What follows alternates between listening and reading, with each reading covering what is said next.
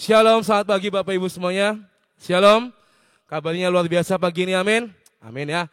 Hari ini kita mau belajar sama-sama, saya dapat tema tentang hati yang rela dibentuk. Saya percaya bahwa pembentukan dan pemrosesan hidup kita, hati kita itu berlaku seumur hidup. Sampai kita nanti kembali ke surga. Dan saya percaya bahwa Tuhan akan terus memproses dan membentuk kita menjadi seperti yang Tuhan mau. Tadi di awal kita udah nyanyikan, mengiringmu seumur hidupku, ya kan? Masuk dalam rencanamu Bapa, pikiranku, kehendakku, kuserahkan kepadamu. Apakah kita sudah benar-benar sudah untuk kita melakukan apa yang sudah kita nyanyikan tadi? Mengiring Tuhan seumur hidup sampai akhir. Pikiranku, kehendakku, kuserahkan kepadamu. Tadi di akhir kita nyanyi, ku berikan hatiku menyembahmu sampai setiap sel di hidupku mencintaimu.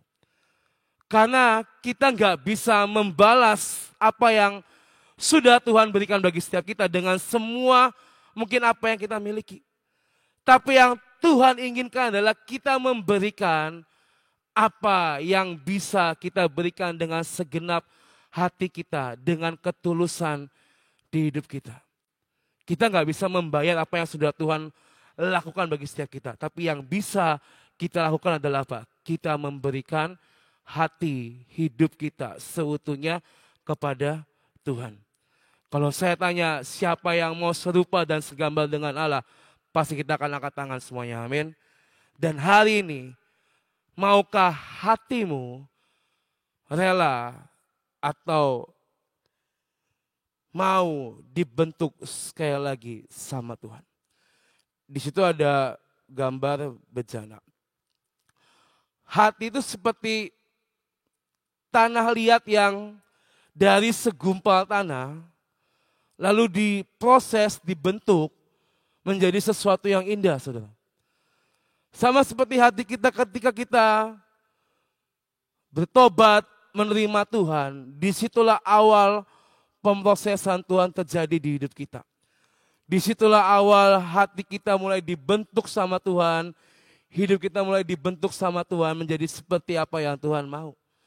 Makanya tadi kita nyanyikan, pikiranku, kehendakku, kuserahkan kepadamu.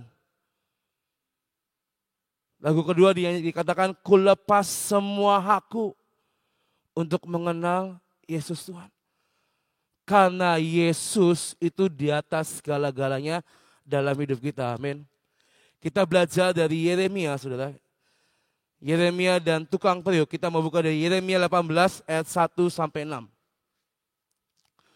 Dikatakan bahwa firman yang datang dari Tuhan kepada Yeremia bunyinya, pergilah dengan segera ke rumah tukang periuk, di sana aku akan memperdengarkan perkataan-perkataanku kepadamu. Lalu pergilah aku ke rumah tukang periuk dan kebetulan ia sedang bekerja dengan pelarikan. Apabila bejana yang sedang dibuatnya dari tanah liat di tangannya itu rusak, maka tukang periuk itu mengerjakannya kembali menjadi bejana lain menurut apa yang baik pada pemandangannya. Kemudian datanglah firman Tuhan kepadaku bunyinya, masakah aku tidak dapat bertindak kepada kamu seperti tukang periuk ini, hai kaum Israel? Demikianlah firman Tuhan, sungguh seperti tanah liat di tangan tukang periuk, demikianlah kamu di tanganku, hai kaum Israel. Ketika Yeremia dapat firman Tuhan, pergilah ke rumah tukang periuk. Nanti di sana aku akan menyatakan perkataan-perkataan firmanku. Tadi saya bilang, untuk menjadi sebuah bejana itu berasal dari tanah biasa. Ya mungkin kita injak-injak setiap hari, ya kan. Tanah yang mungkin tidak ada bentuknya dan tidak bernilai harganya, beda kalau tanah ini tanah emas gitu kan. Ini cuma tanah liat biasa yang mungkin dianggap remeh oleh sebagian orang. Tetapi di tangan tukang periuk, tanah liat itu bisa menghasilkan atau menjadikan sesuatu. Proses yang terjadi kalau kita boleh sama-sama tahu, bejana itu ada yang namanya dari gumpalan biasa, lalu dibersihkan, dibuang kotoran-kotorannya, direndam, habis direndam didiamkan supaya kadar airnya menurun, habis itu baru bisa dibentuk dikerjakan. Dan setelah itu apa? Perlu yang namanya proses pembakaran ya supaya itu menjadi sebuah bejana yang bagus dan kuat. Ada proses hari demi hari yang kita lalui supaya hati kita ini terus dibentuk sama Tuhan.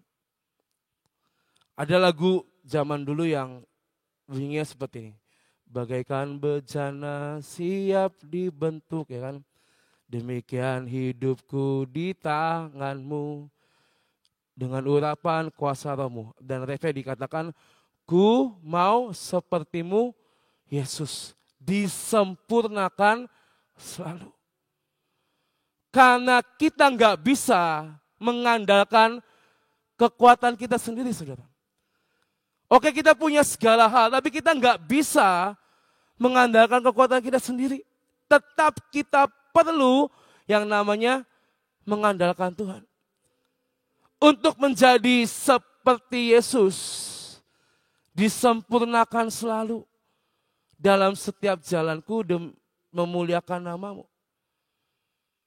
Perlu yang namanya kita merelakan hati ini untuk dibentuk sama Tuhan.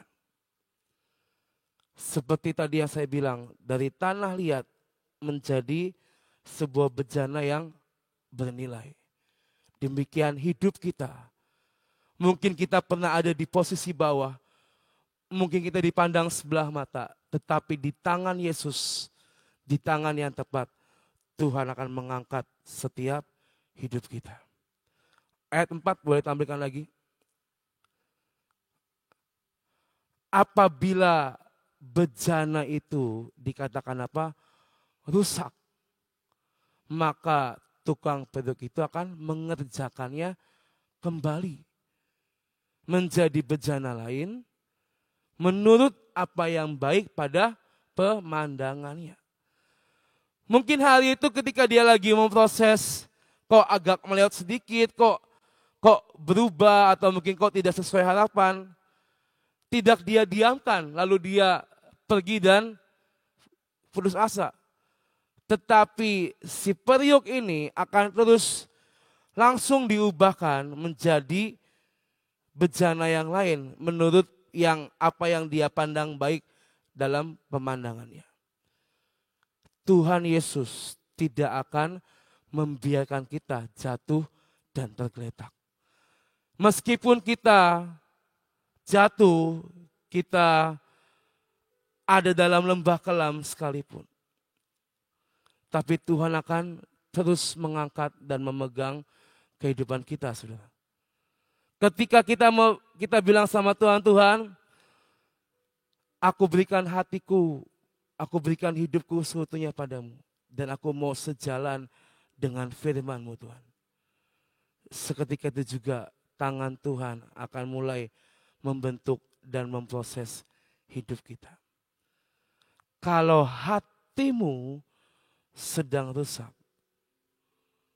kalau mungkin hatimu sedang kacau, kalau mungkin hidupmu sedang kacau, izinkan sang periuk itu, yaitu Tuhan Yesus, membentuk kembali dan memulihkan kembali hati kita.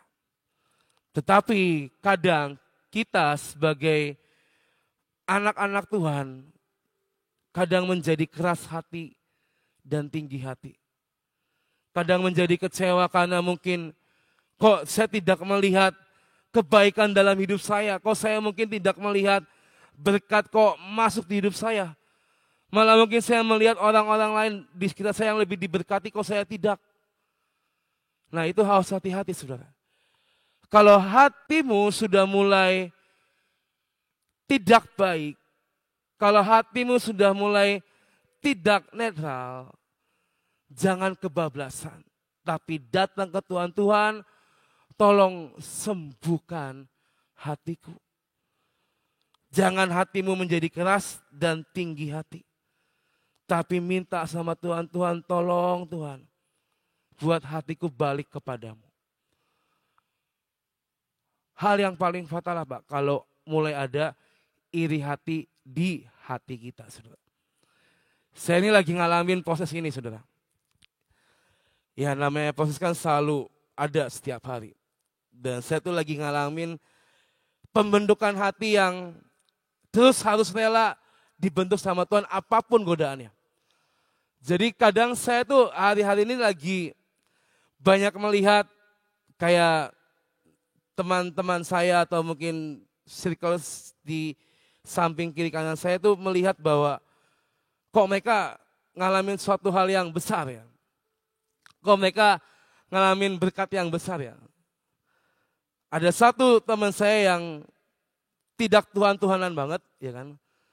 Tapi ngalamin sesuatu yang ajaib, yang besar, dapat berkat yang besar.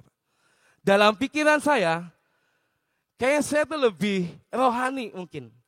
Kayaknya saya lebih banyak menghabiskan waktu bersama dengan Tuhan.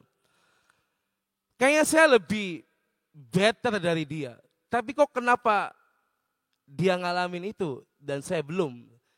Itu dalam pikiran dan juga hati saya, saudara. Mulai timbul perasaan iri dan membanding-bandingkan. Tapi saya percaya kan, kalau kita punya berkat yang masing-masing yang sudah Tuhan sediakan bagi kita. Tapi kadang hati itu, kalau kita nggak jaga sungguh-sungguh, ya datanglah hal-hal yang seperti itu, saudara. Saya melihat, dia cerita sama saya, oh saya habis beli ini, saya habis dapat ini dan segala macam. Saya mendengar agak panas, gemes gitu kan. Kenapa saya belum ngalamin itu? Tapi saya belajar, saudara. Ketika telepon ditutup, hati ini masih bertanya-tanya, kenapa ya kok dia bisa? Kenapa saya belum bisa? Tapi saya tahu bahwa kalau saya membiarkan itu, yang ada dalam pemandangan saya dan pikiran saya akan terus membanding-bandingkan, saudara. Saya tahu bahwa setiap kita sudah Tuhan rencanakan rencana yang terbaik bagi setiap kita. Dan hal itu ketika dia habis telepon saya tutup teleponnya, ada gemes dikit tapi saya baru beberapa detik saya sadar bahwa Tuhan tolong buang jauh-jauh pikiran itu. Tolong buang jauh-jauh perasaan iri ini Tuhan. Saya enggak mau ngerasain ini terus-menerus, saya bilang. Karena kalau ini enggak dibuang cepat-cepat, nanti besok, lusa, minggu depan akan terus muncul perasaan-perasaan seperti ini dan mungkin itu akan mengganggu kehidupan setiap kita. Makanya hari ini kalau memang hatimu lagi tidak baik-baik saja,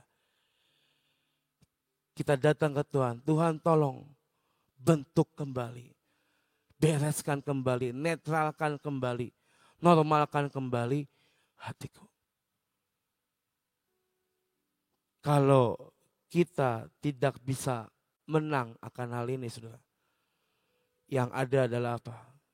Timbul iri hati, membanding-bandingkan, dan bahkan yang ada nanti adalah kita akan kecewa sama Tuhan. Kenapa kok dia bisa, aku nggak bisa? Kenapa kok dia dapat, aku nggak dapat? Makanya hari ini, hati yang rela dibentuk, itu adalah proses seumur hidup sampai kita nanti kembali ke surga. Wahyu 3:19 dikatakan, barang siapa kukasihi, ia kutegur dan kuhajar. Sebab itu relakanlah hatimu dan bertobatlah. Tadi saya bilang jangan sampai kita keras hati dan tinggi hati, saudara. Kalau kita ditegur, terimalah dengan hati yang lapang. Kalau kita mungkin dibilangin, terimalah dengan hati yang mau menerima. Ini kadang menjadi hal yang harus kita menangkan, saudara. Saya tahu tidak semua orang mungkin bisa menerima teguran dan nasihat. Tapi mari belajarlah untuk kita bisa menerima teguran dan nasihat. Dan kalau memang itu datang dari Tuhan, saya percaya itu akan membawa kita kepada kebaikan. Artinya apa? Kalau kita masih ditegur, berarti kita masih dikasihi. Kalau kita udah gak ditegur, berarti kita udah dicuekin, saudara. Udah gak dipeduliin. Makanya hari ini ayo belajar biar hatimu ini jangan sampai keras. Kita kan sering nyanyi lagu Hineni ini aku Tuhan, ya kan. Mari praktekkan itu. Toh untungnya apa sih buat kita? Kita terus iri, kita terus keras hati, tinggi hati, itu apa untungnya buat kita? Enggak ada, saudara. Yang ada malah apa? Capek. Dulu ketika saya masih awal-awal mengikuti Tuhan, yaitu iri hati itu terus ada. Kalau saya ngelihat yang lain iri itu hari demi hari itu capek rasanya. Yang ada malah apa? Menggerutu lagi, mengeluh lagi, komplain lagi. Udah. Tapi kan Tuhan gak mengajarkan setiap kita untuk kita menggerutu tiap hari, saudara. Tapi yang Tuhan ajarkan adalah apa? Kita untuk bersyukur setiap hari. Makanya hari ini, barang siapa aku kasihi, ia ku tegur dan ku hajar. Sebab itu relakanlah hatimu dan bertobatlah. Kalau kita terus ada di dalam pembentukan di dalam Tuhan, saya percaya kita akan mengalami sesuatu yang besar hari demi hari bersama dengan Tuhan. Jadi hari ini saudara, ayo coba cek hati kita hari ini. Apakah hatimu sedang keras? Atau hari ini sedang ada iri hati di hati setiap kita? Atau mungkin ada tinggi hati yang mungkin tanpa kita sadari itu menodai hati kita.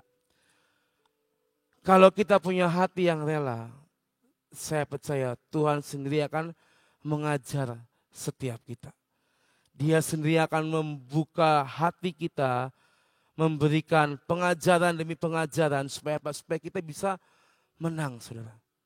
Supaya kita bisa mengalami semua apa yang Tuhan berikan di hidup kita. Jadi hari ini hati yang rela dibentuk itu harus ada dalam hidup kita. Ada 3 kunci. Yang pertama, kita buka dari Bilangan 14 ayat 34 sampai 35.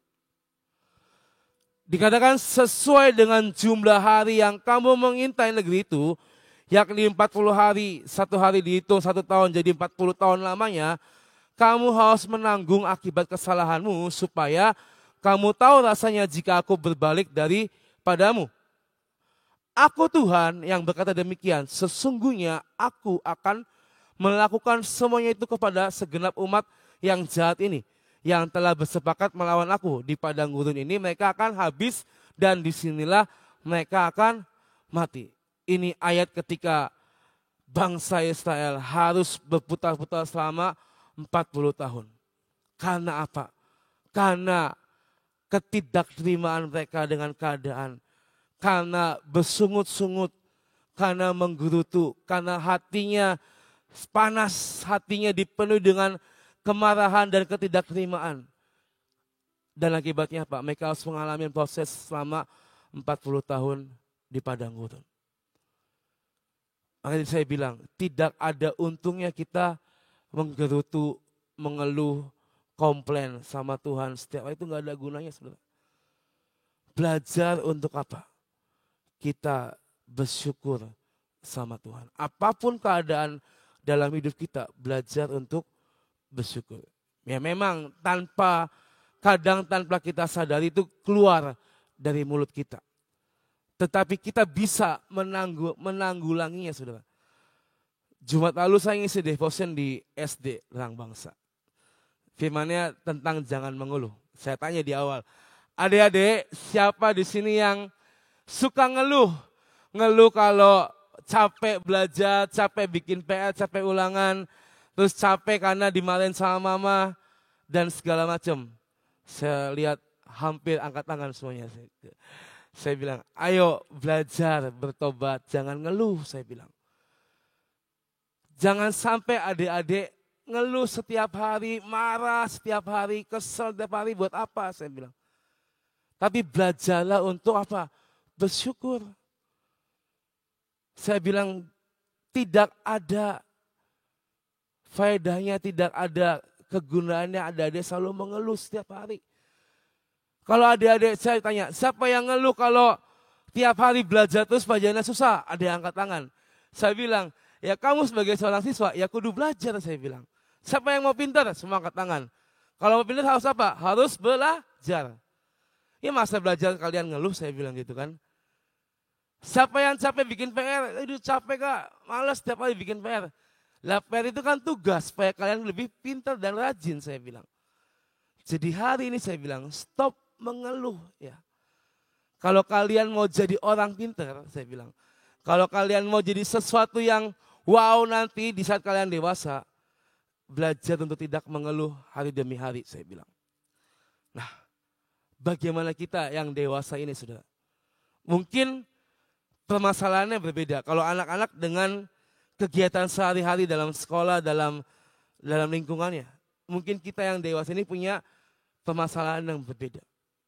Apakah yang keluar dari mulut kita hari demi hari adalah keluhan? Apakah yang keluar dari mulut kita hari demi hari adalah gerutu dan komplain sama Tuhan?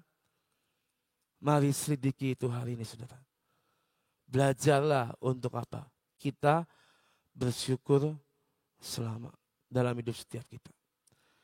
Yesus dalam masa hidupnya gak pernah komplain sama Allah. Mau dia dicaci maki, dia ditolak, diolok-olok. Apa pernah kita baca, lalu Yesus berkata kepada Allah, Tuhan kenapa aku diolok-olok? Kenapa aku dicaci maki? Engkau Allah tidak adil, aku ini anakmu Tuhan, tapi kenapa aku diperlakukan seperti ini? Apakah ada ayat itu di dalam Alkitab? Saya rasa tidak ada. Saudara.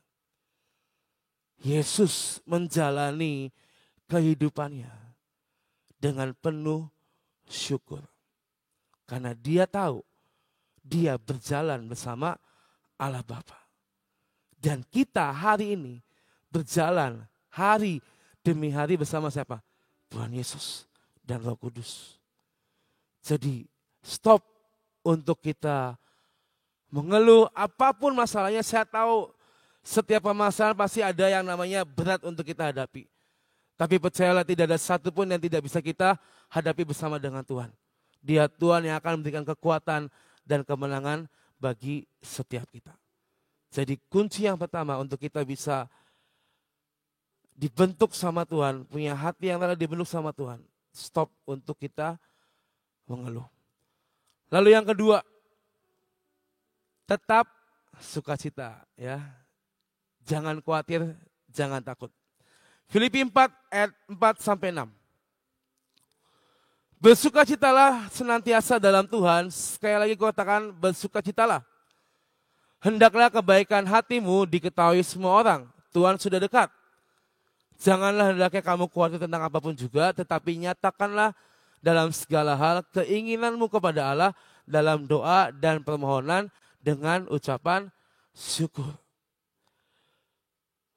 Yang kedua Pak, bersukacita, jangan khawatir dan tetap berdoa dan bersyukur sama Tuhan sekali lagi. Karena kita percaya bahwa Tuhan turut bekerja dalam segala hal di hidup kita. Amin. Tidak ada satupun yang Tuhan lewatkan dari hidup kita. Jadi apa yang kita khawatirkan Bapak Ibu Saudara hari-hari ini? Kalau kita percaya Tuhan ada di pihak kita, kalau kita percaya Tuhan bersama menuntun jalan hidup kita, maka apa yang perlu kita khawatirkan di hidup ini saudara? Belajar untuk membuang semua rasa kekhawatiran.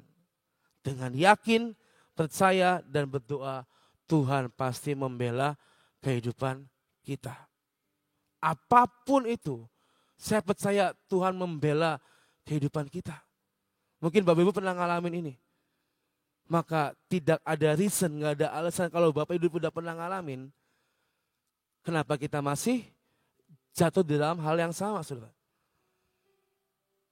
perlu perjuangan untuk kita mengalahkan semua ketakutan, kekhawatiran masa depan, kekhawatiran nanti bisa makan atau enggak. Saya percaya saudara, Tuhan tuh melindungi kita dengan 1000% yang dia bisa berikan. Bahkan mungkin juta-juta persen yang bisa Tuhan berikan.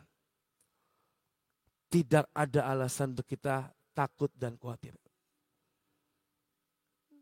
Kita pernah ngalamin pertolongan Tuhan, benar.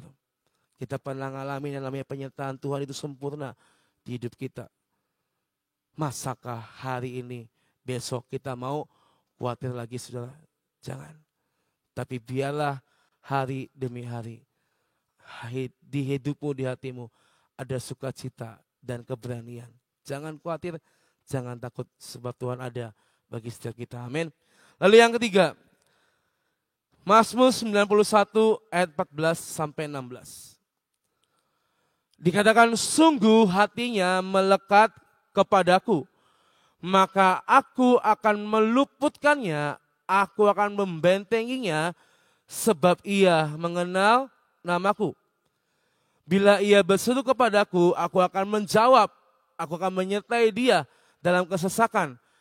Aku akan meluputkannya dan memuliakannya. Dengan panjang umur akan kukenyangkan dia dan akan kuperlihatkan kepadanya keselamatan daripadaku. Poin yang ketiga apa? Tetap melekat dengan Tuhan. Kalau bukan dengan Tuhan, kita mau melekat dengan siapa lagi, saudara? Dalam ayat 14, 15, 16 sudah jelas dikatakan Tuhan akan meluputkan kita, Tuhan akan membentengi kita, Tuhan akan mengenyangkan setiap kita dan segala macam. Asalkan apa? Hati kita melekat sama Tuhan. Kalau kita hidup melekat sama Tuhan, kita punya keintiman sama Tuhan. Saya percaya apa yang kita baca dalam Mazmur ini akan Tuhan kerjakan di hidup kita. Dia akan menyertai kita dalam kesesakan. Kita sama-sama tahu bahwa hari-hari ke depan akan terjadi sesuatu hal yang kita nggak bisa prediksi. Mungkin ada masa kesukaran, ada masa kegelapan.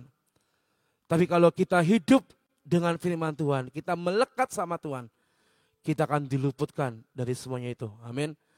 Ya, apa yang kita dengar melalui hamba-hamba Tuhan, bahwa ke depan bukanlah hari-hari yang mudah. Tapi percayalah kalau kita hidup melekat, hati kita melekat sama Tuhan, dikatakan Tuhan akan meluputkan setiap kita. Amin. Jadi jangan takut, jangan khawatir saudara. Asalkan hatimu melekat sama Tuhan, asalkan hidupmu melekat sama Tuhan, saya percaya apa yang tertulis dalam Mazmur ini akan Tuhan nyatakan di hidup kita. Jadi hari ini saudara, siapkah hatimu dibentuk sekali lagi sama Tuhan? Relakah hatimu dibentuk sekali lagi sama Tuhan saudara? Karena saya percaya ketika kita merelakan diri, meletakkan hidup, hanya ada Tuhan di hidup kita, Tuhan akan membawa kita kepada kemenangan demi kemenangan. Amin. Jadi ayo mulai koreksi hati, koreksi diri kita. Jangan sampai ada iri hati, keras hati tinggi dalam hidup setiap kita. Tapi belajarlah untuk kita, Tuhan, ini hatiku Tuhan. Aku tahu hatiku lagi tidak baik-baik saja. Tapi tolong sembuhkan, tolong pulihkan hatiku. Menjadi seperti apa yang Tuhan mau. Saya percaya kalau kita bisa ngelakuinnya, kita akan melihat hal-hal yang ajaib di depan nanti. Amin. Tuhan berkati kita semua. Saudara, ini temanya hati yang rela dibentuk. Nah sekarang saya mau tanya, kenapa mesti dibentuk? Karena enggak pas di hati kita kan? Bener enggak? Kalau ini begini, ya ini lihat. Ini amburadul semua, pas enggak di hati? Enggak, dibentuk, dimasukin lagi, ditata lagi supaya pas di hati kita. Begitu juga dalam hidup saudara. Kalau enggak pas di hati Tuhan, ya mesti dibentuk seperti saudara. Kalau misalnya saudara masuk dalam satu ruangan, berantakan semua. Pas enggak itu di hati kita? Enggak pas, ya ditata. Betul enggak? Kalau sudah pas, puas, ditata lagi enggak? Enggak. Apa yang dilakukan? Dinikmati. Benar enggak sih? Ya, sekarang kita masuk dalam suatu ruangan. Semua sudah tertata rapi. Aduh bagus ya, bagus ya. Enggak perlu nih dibentuk lagi, enggak perlu. Karena semua udah pas. Jadi apa yang kita lakukan? Kita duduk menikmati. Itu Tuhan. Kalau kamu hatinya pas di hati Tuhan, kamu gak bakal dibentuk kok. Wis pas kok dibentuk pun dibentuk apanya. Kenapa kita sering dibentuk? Karena ndak pas. Ya, jadi tadi yang diceritakan banyak perkara, ya ada 3 perkara yang harus ada. Kenapa? Karena nggak pas. Belajar kita pas di hati Tuhan. Ini tidak banyak dibentuk. Hampir semua kita harus dibentuk karena nggak pas. Tapi kalau sudah pas di hati Tuhan, nggak banyak dibentuk. Bahkan Tuhan senang dengan kita. Bahkan Tuhan akan memberikan apa yang sebenarnya menjadi kerinduan kita tuh dikasih semuanya. Karena apa? Hatinya pas. Ayo kita hari ini juga supaya semua yang dijanjikan Tuhan itu kita bisa miliki. Ya. Salah satunya ya tadi yang dikatakan sama Bom-Bom. Ngelihat orang lain ada rasa iri. Ya. Kok bisa ya orang gitu? Tapi belajar kalau ada orang lain diberkati, aduh puji Tuhan orang itu diberkati. Ya. Ikut senang, beda motivasinya. Ya. Belajar terus, belajar akan sampai hati kita pas. Kenapa bejana itu dibentuk? Karena nggak pas. Jadi dibentuk sampai pas di hati penjunannya. Sebentar sore kau siapkan hati benar-benar untuk bisa mengerti apa yang harus Tuhan inginkan. Supaya semuanya ini diberkati. Ya, siapkan hati untuk sebentar sore. Ada perkara yang Tuhan siapkan buat kita semuanya. Mari kita berdoa. Terima kasih Tuhan untuk firman-Mu. Kami tahu pembentukan adalah satu hal yang tidak mudah dan sangat tidak enak. Tapi kami percaya karena Engkau mengasihi kami, Engkau masih memperhatikan kami. Oleh karena itu Engkau terus memberi peringatan-peringatan buat kami. Berikan roh kerelaan untuk kami boleh pas di hati-Mu Tuhan. Terima kasih untuk semua dan semuanya. Bapak, kami berdoa buat sebentar sore. Baik yang di sini, jemaat-Mu yang akan datang onsite di tempat ini. Maupun jemaat-Mu yang streaming Tuhan. Banyak anak-anak-Mu yang merindukan sesuatu menjadi suatu kenyataan dalam hidup mereka. Biarlah pada hari ini Kau siapkan hati mereka. Semua Tuhan, telinga-telinga yang Kau siapkan untuk mendengar. Siapkan hati, jiwa dan pikirannya. Kau berkati kebaktian sebentar sore Tuhan.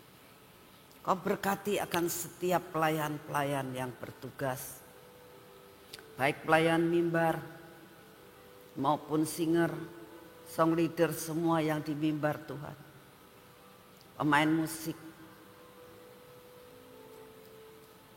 Semua para penari, media, guru kebaktian anak-anak dan para asyir. Kami minta dalam nama-Mu mereka disiapkan untuk melayani Engkau Raja di atas segala raja. Terima kasih untuk kasih setia-Mu Tuhan. Hadirlah Kau di tengah-tengah kami. Nyatakanlah kerencanamu dan kehendak-Mu, sehingga setiap benih firman-Mu dapat diterima dengan benar. Terima kasih Tuhan Yesus. Kami juga berdoa tetap buat bangsa dan negara kami ya Tuhan. Teruskan semua rencana-Mu, pegang pemerintahan negara kami ini. Supaya jangan terlalu maju, tapi jangan juga mundur. Jangan juga stuck. Tetapi biar maju seperti yang Engkau mau. Perbaikan demi perbaikan Engkau berikan Tuhan. Semua peraturan-peraturan yang membawa perbaikan itulah yang terjadi. Semua peraturan yang tidak membawa perbaikan bahkan menghancurkan negara ini. Tuhan, kami minta di dalam nama-Mu, Engkaulah yang akan mensortir semuanya itu. Dan Engkau yang akan membatalkan semua yang tidak berkenan di hati-Mu. Selamatkan bangsa ini. Kami berdoa untuk Bapak Presiden dan Wakil Presiden. Buat mereka sejalan dan sederap Tuhan. Buat Bapak Presiden dan Wakil Presiden.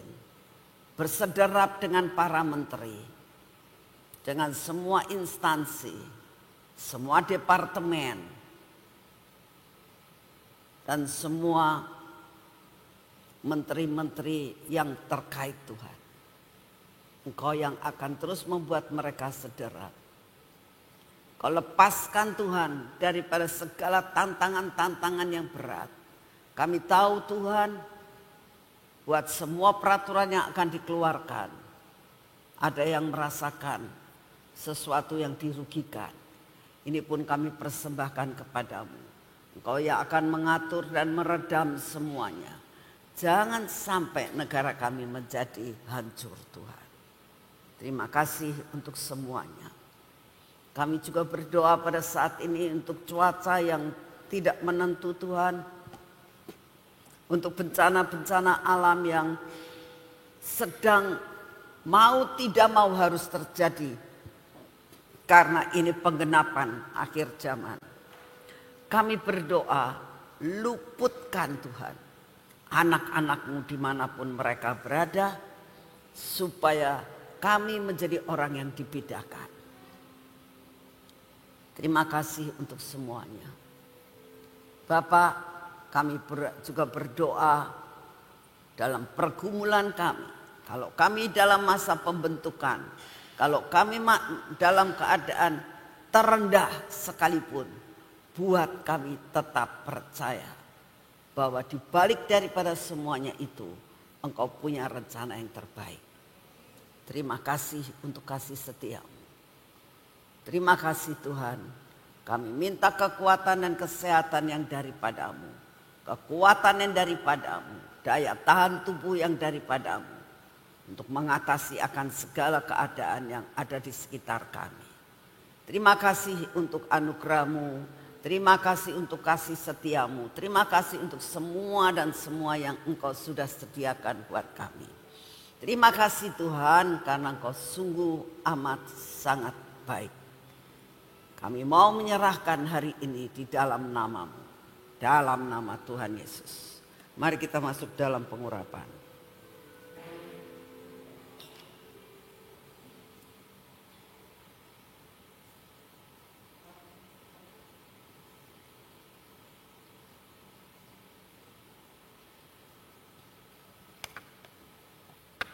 Dalam nama Tuhan Yesus. Biarlah minyak supranatural ini Tuhan, minyak keajaiban ini, minyak terobosan, minyak kelimpahan, semua ada di dalam satu perkara yang Kau sudah rencanakan dalam hidup kami. Di dalam nama Tuhan Yesus, biar terkontaminasi masuk dalam hidup kami Tuhan. Semua yang luar biasa yang Kau sudah siapkan buat kami. Terhadap mata kami, telinga kami Tuhan. Bibir mulut kami Tuhan dan hati kami. Terus kerjakan merasuk dalam seluruh kehidupan kami. Menghancurkan semua yang tidak baik dalam hidup kami. Bapak, berkati tangan kami supaya kami dapat melakukan pekerjaan kami hari ini dan berhasil. Kau berkati kaki kami Tuhan. Biarlah kaki kami benar-benar berjalan dalam jalan-Mu. Semua yang belum terobos, semua yang masih tertutup, biarlah dengan kunci terobosan kelimpahan ini semua terbuka. Kami boleh menikmati apa yang sudah Engkau sediakan buat kami. Terima kasih Tuhan. Kami percaya Kau dengar doa kami. Biarlah kemuliaan-Mu terjadi atas hidup kami Bapa. Terima kasih Tuhan. Kami siap menerima semua anugerah dan berkat-Mu. Dalam nama Tuhan Yesus. Amin. Selamat pagi, Tuhan memberkati saudara semuanya.